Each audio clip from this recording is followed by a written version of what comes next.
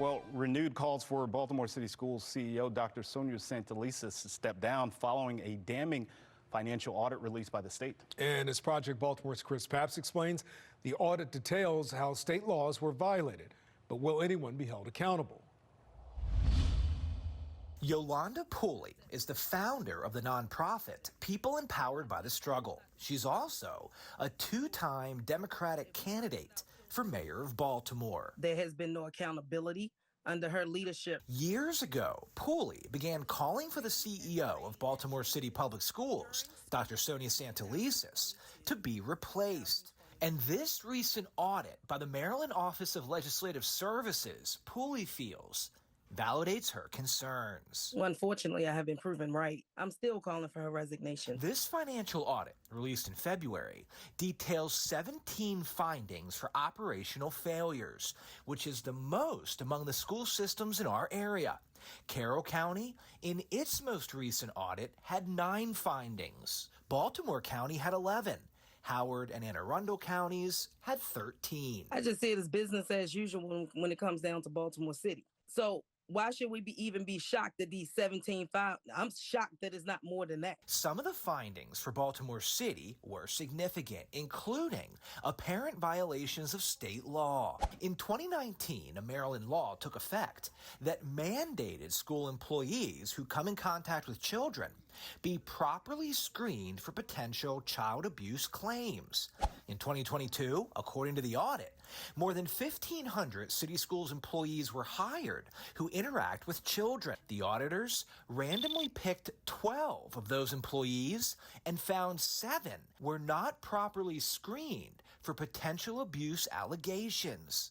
Nearly 60%. I feel like some criminal charges need to be brought up on somebody inside of Baltimore City school systems, inside of the Board of Education at this point. Because this finding does appear to be a violation of state law. Again, against the law. Yeah. Why are we doing things that's against the law and getting away with it? When we can't get away with things that's against the law, so why can they? The audit also found between July 2021 and February 2023, the district failed to pay more than 16,000 vendor invoices on time, totaling more than $142 million. And each of those invoices were paid over 90 days late. How about if we withhold their paychecks? How about if we don't pay our taxes so we don't have to pay the school system? Then there's police overtime.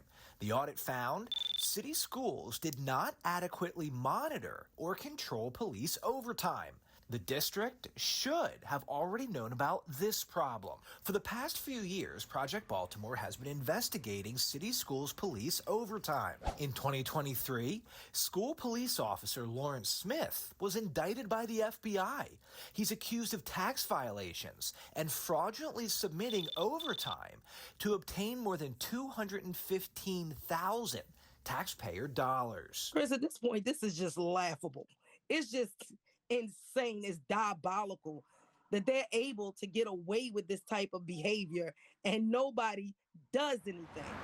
City schools declined an interview with Fox 45 to discuss this audit. So we sent an email asking, has anyone been held accountable for city schools' failures following the audit's release? The district did not directly answer our questions, saying in a statement, proper accountability measures were taken to ensure an effective response. Many of the findings have been or will be addressed immediately, and progress on the remaining items is ongoing. Because of this, we expect to improve our results when the next OLA audit occurs. Keep in mind, city schools' 17 operational failures are happening in a district with high administrative costs. According to the U.S. Census, city schools has the 5th highest administrative cost per student among the nation's largest districts. State data tells us the district employs 942 administrators at central office. Yet, even with a large oversight team, state laws and administrative procedures, according to the audit, were not followed. When it comes down to it, this is their fault.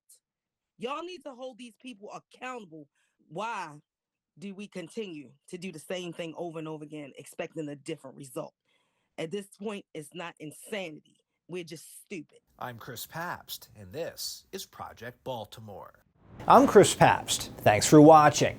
Here's another story to watch. Also, if you have a story idea, please send us a message.